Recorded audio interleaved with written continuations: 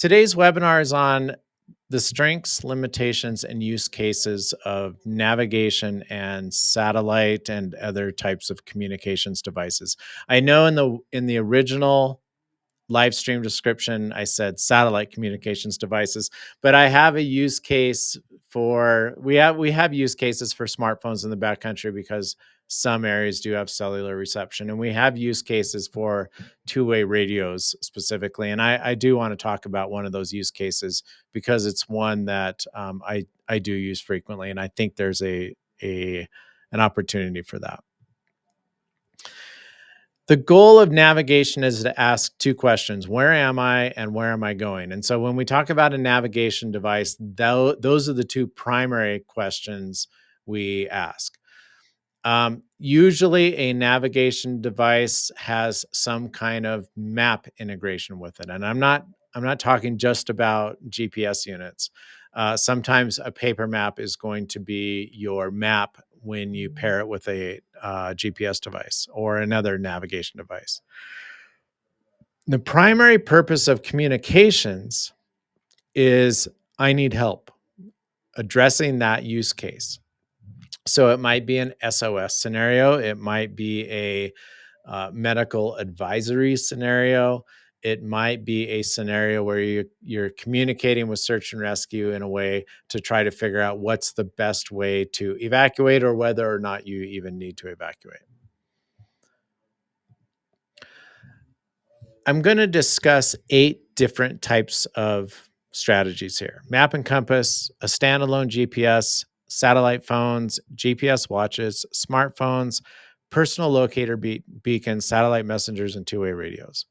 And we're going to look at the unique strengths of each device, the unique limitations of each device, and then try to dial in a use case for the device.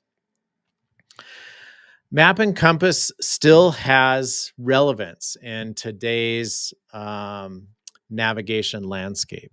And I think there is still a hesitancy, even though electronic devices are becoming more reliable. There is still a hesitancy to rely on an electronic device because of battery limitations or what have you. And so the MapEnCompass fills that gap by creating an analog manual device that depends only on your skill and is not subject to the reliability limitations of cold temperatures or other environmental issues, and of course, the reliability of the battery. So reliability is the unique strength of a MapEnCompass system. Of course, its limitations are in your ability to use it properly and your skill set in being able to use it efficiently. Okay. So my personal use case for the MapEnCompass is when I want to navigate quickly. I don't want to wait for a GPS location fix. I don't want to have to boot up a device or waste battery because the device is always on.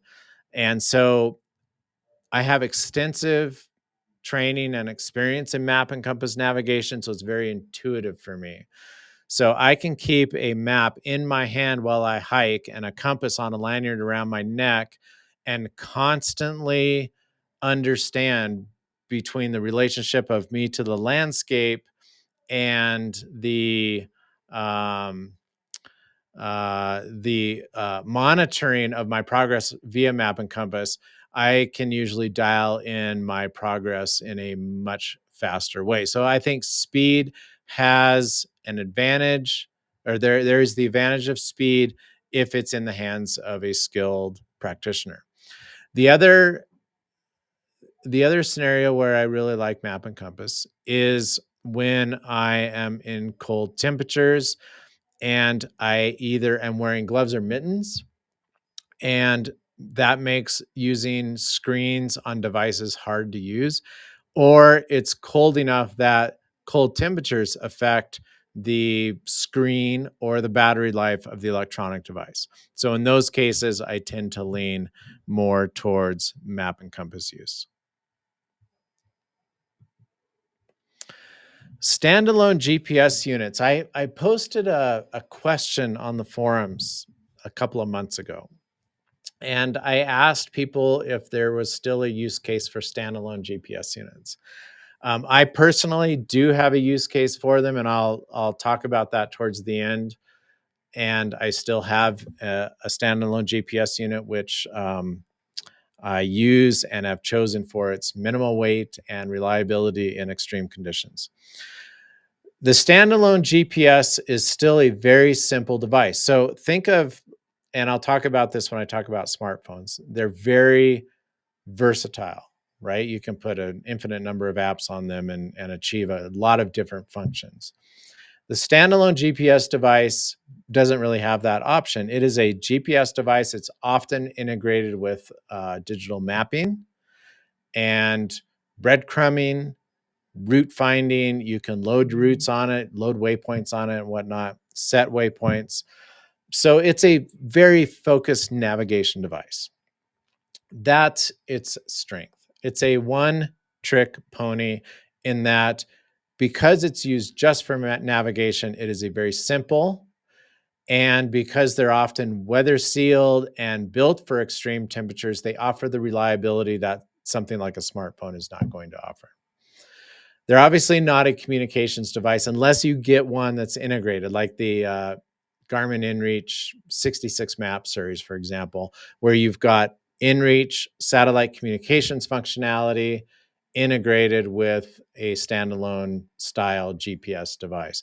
And then you've got multiple things going on that impacts battery life, that impacts the simplicity of using the device. And so right now I'm going to focus on standalone GPS devices, not ones that include satellite communications. The limitations of these are obviously the weight of the device. It adds an additional bit of weight. So if you're used to navigating with a smartphone, and you're probably going to take that on your trip anyways to take pictures or read your Kindle app or whatever, then adding a standalone GPS device adds weight to your system. So there is a weight penalty. They do tend to be a little bit heavier than something like a MapEnCompass or a lightweight satellite messenger.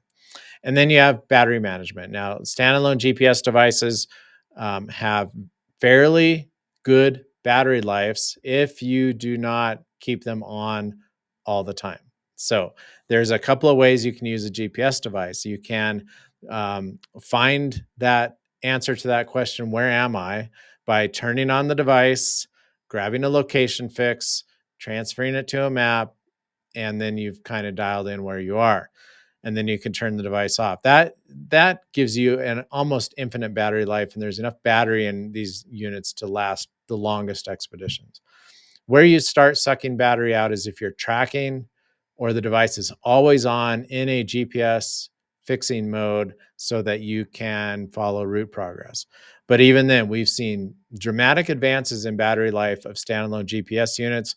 And the one I use, I can keep on, and not in tracking mode, but in a constant GPS fixing mode for several hours a day, several days in a row without charging it.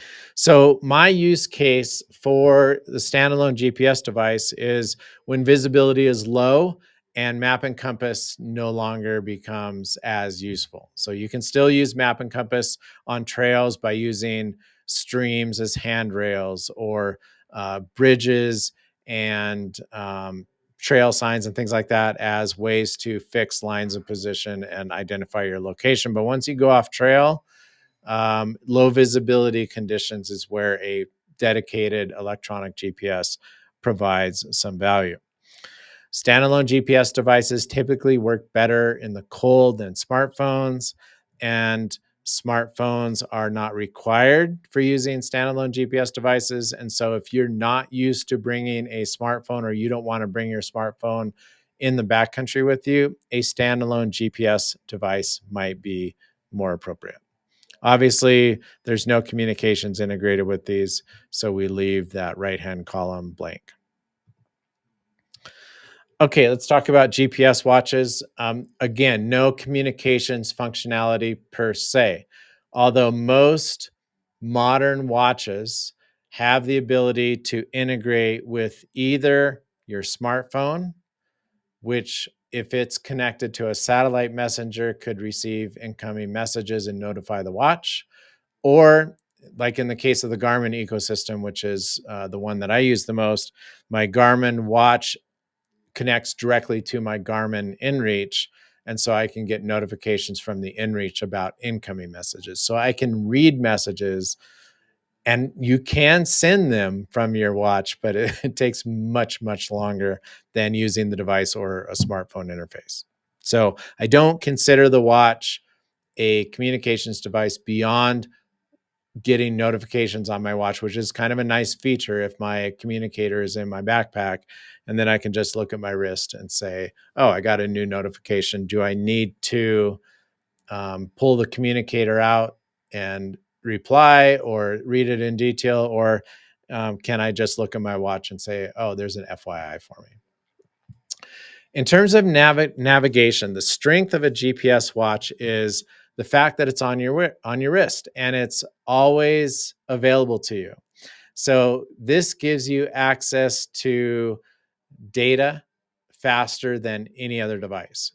And the data that I'm primarily accessing, which is shown in the bottom blue row here, is the altimeter data and the compass data. So I often hike with both my watch and my compass. Um, the compass is a more reliable directional indicator than the GPS watch. I'll give you that. For many cases, they do agree well, but the GPS watch is very, very sensitive to what's around it in terms of other magnetic fields, metals, and things like that. And so it can be subject to some inaccuracies on its digital compass. Now, if you combine the altimeter function of a GPS watch with the directional function of a compass, you have a very, very fast way to navigate in the backcountry. And so I think that is the real strength of the watch as a use case, is access to that altimeter, and if you use the compass on it, access to the directional data right away. The other thing I like about the GPS watch is I can get a location fix quickly. So if I'm using a map in an area where visibility is intermittent or low, and my compass is not allowing me to get a location fix because I can't shoot a bearing on a nearby peak or something, I can get that location fix right away on my GPS watch, transfer it to my map, and understand exactly where I'm at. So having access to a compass around my neck, a map in my hand or in my hip belt pocket of my pack, and a watch on my wrist is a very powerful navigation system. The limitation, of course, with the GPS watch, it's not very big, right? We're talking about a tiny screen size. And I know when I'm wearing my contact lenses or my distance glasses, I can't really read the map on my GPS watch anyway. So I don't rely on that for mapping. Smartphones are have far and away become the most popular navigation and communications device in the backcountry. Part of it is because we've all transitioned away from conventional cameras and use our smartphones as cameras. Part of it is smartphones allow you to bring in lots and lots of different apps that you can use in the backcountry. So you can use a GPS navigation app like Gaia GPS, which is what I use often. You can bring in a reading app with your whole reading library, like your Kindle. You can bring in podcasts and music. And you can bring in apps that make interfacing with GPS units and or satellite communicators, satellite messengers, much easier. So if you use something like an InReach Mini or a Garmin InReach Messenger, you know that the interfaces to send messages on those units are pretty clunky and slow. But if you use the smartphone app, it's a very fast, elegant way to manage your satellite communications. So that's one of the strengths of the smartphone, is it gives you multiple types of apps, and it gives you a really nice, gorgeous, big, bright screen. And there's probably no other device on the market, whether it's a standalone GPS device or one that's integrated with a messaging unit, that gives you as nice of a screen as something like a modern iPhone or Android phone. So for viewing color maps and doing mapping, I'd be hard pressed to think that anything can beat an iPhone. So you've got apps, you've got screen size, you've got integrated location fixing. The limitations of smartphones, however, are very real. We've seen smartphone durability improve dramatically, which is kind of a nice thing because in the old days we drop our smartphone on the ground and we knew it would break. Now the glass is more durable, the cases are more durable, but I've still had failures with modern smartphones when I drop them. And having a screen failure in the backcountry on a smartphone, if you're relying on that technology, can be a hazardous outcome. So we've got some durability limitations with smartphones. We definitely have battery limitations with smartphones. Of all the devices we're talking about today, the battery limitations are probably the most severe. So um, that begs the question, is the smartphone a feasible device to keep on at all times? And the answer is probably no. And especially as you get into colder temperatures and more inclement weather, a smartphone becomes problematic. With the iPhone, and I believe the Android has this too. And I don't have any experience with the Android, but with my iPhone, if there's a temperature sensor inside it, and if I bring it out in sub-freezing conditions, there is a point at which that temperature sensor will detect that, because these phones are not designed to operate below freezing because of condensation issues. Then the phone will shut down and I can't use it. So it's not like the battery immediately dies. It's a protective mechanism built into the hardware and software that says it's too cold to operate. We're going to damage the phone because of condensation. We need to shut this down. And having a device that shuts down in cold temperatures does not make for good, reliable navigation. So we have a cold temperature issue there as well. So I use a smartphone most of the year round. I think its main use case is in fair weather. It's a terrible option if you are wearing gloves or mittens, even gloves and mittens that have sensor tips on the fingertips. It's just you don't have the precision in using the phone that you do with your bare hands. So if it's weather conditions where I can be barehanded and it's not raining because water affects the touch screens, then I'm all game for using a smartphone. Otherwise, I tend to go to another device or method. In terms of communications, the strength of a smartphone is that it's very easy to make phone calls and it's very easy to send and receive text messages. The limitations here are coverage. You don't have cell coverage universally in the backcountry. With modern phones like the new iPhone 14, you have the ability to send SOS messages now and some limited satellite based texting for emergencies. Satellite phones were the thing, 15 years ago. Now we have options that include satellite messaging devices and the new wave of smartphones that are coming up that offer some satellite capabilities. There's still some applicability for using sat phones.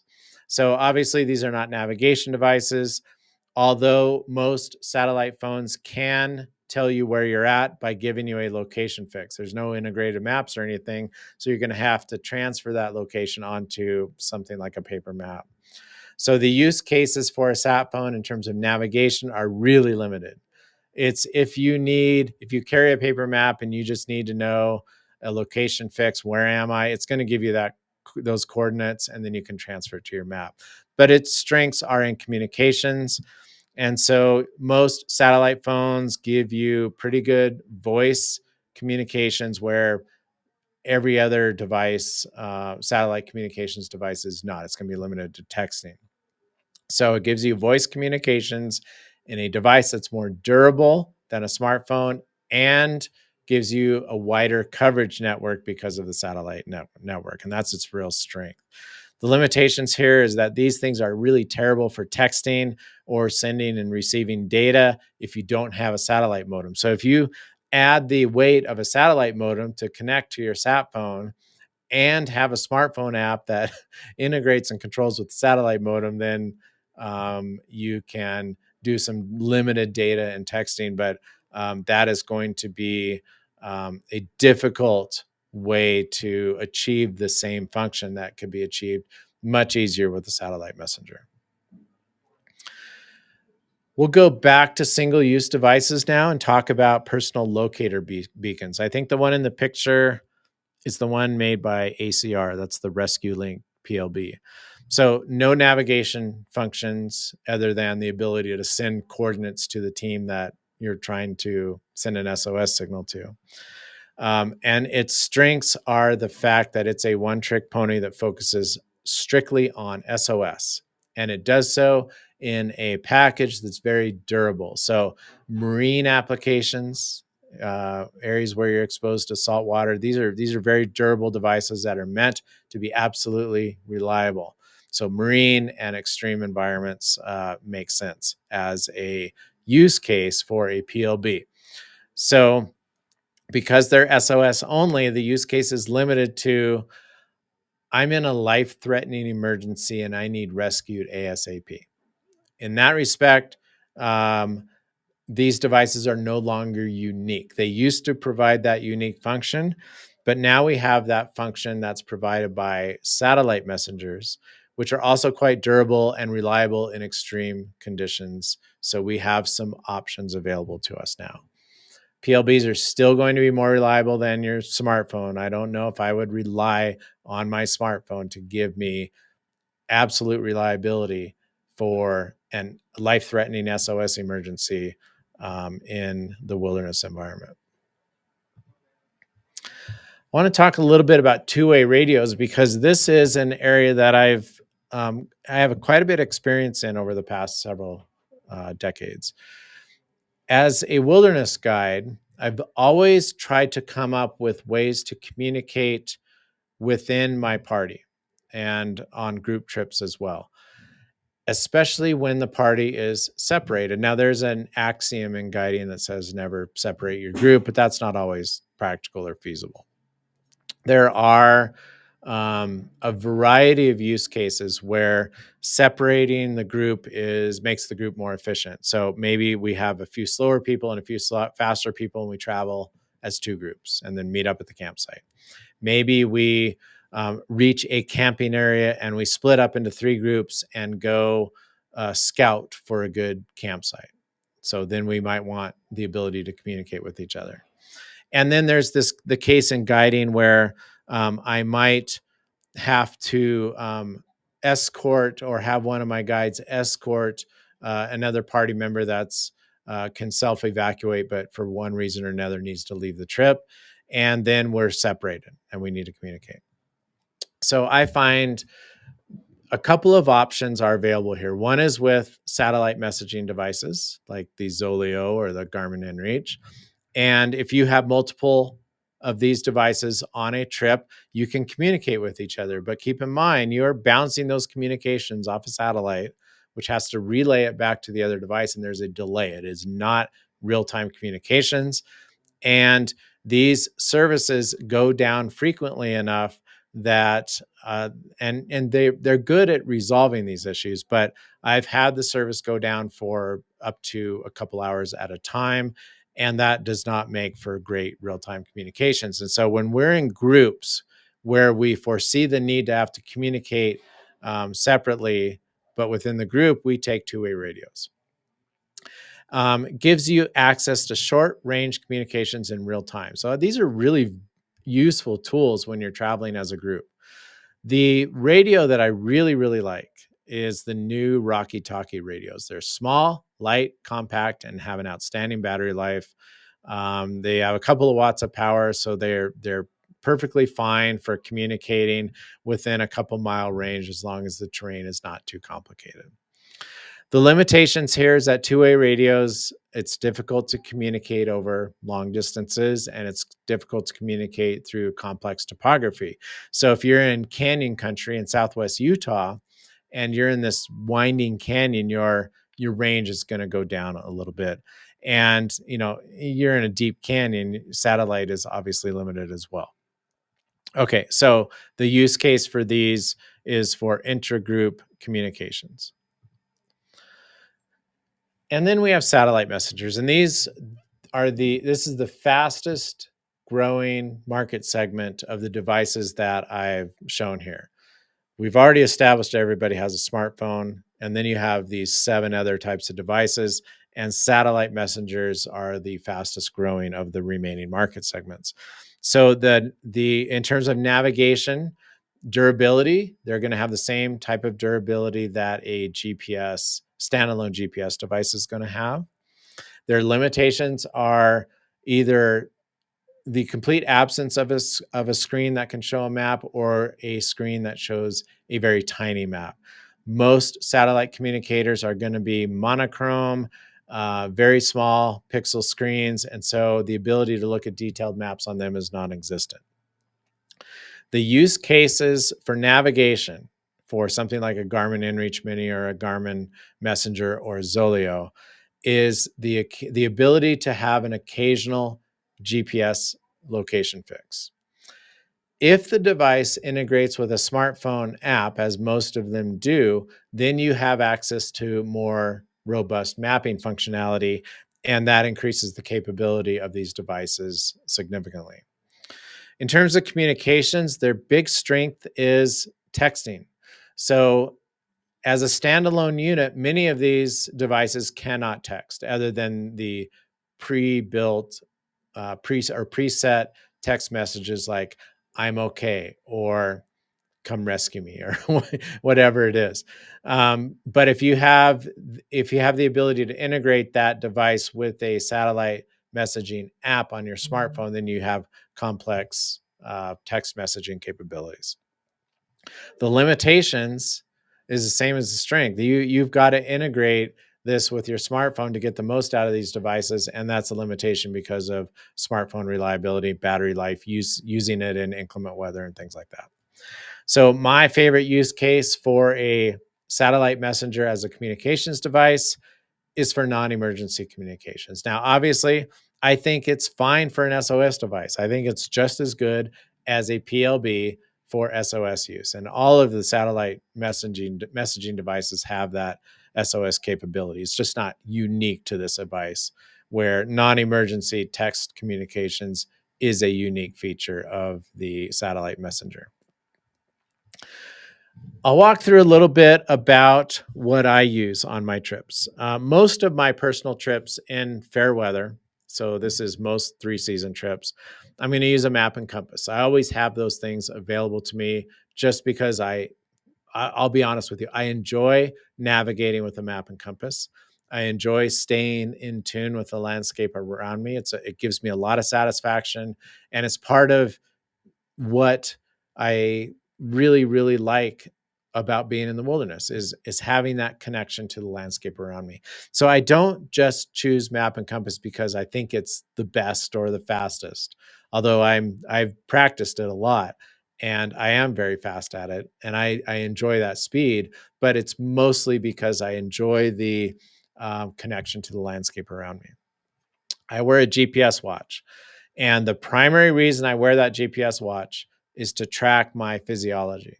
So I'm kind of a data nerd when it comes to training and looking at the level of exertion on a trip. And so I record all my physiological data on my watch. I wear it when I sleep, and then I look at it when I get home and try to tease out some analytics from the data to understand the relationship between my training and my performance on the trail, or my nutrition and things like that, or how difficult the route was. I do use my GPS watch for navigating, mainly the altimeter and sometimes the compass. And I will primarily use those things when I know that the compass is matching up with my analog compass, but then that gives me one device. I have a screen set up on my Garmin watch that gives me altimeter and compass data on the same screen.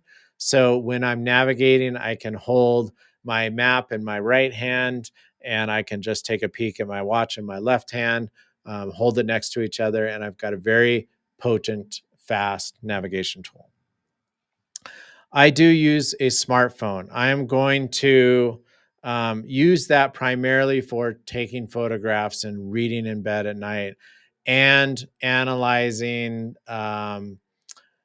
mapping capabilities like fixing my campsite location and whatnot. So in those cases, I will use a smartphone for certain things in the summer. And then I definitely take my satellite messenger. That's my SOS device, and it's an opportunity for me to stay connected to my wife when I'm out in the backcountry.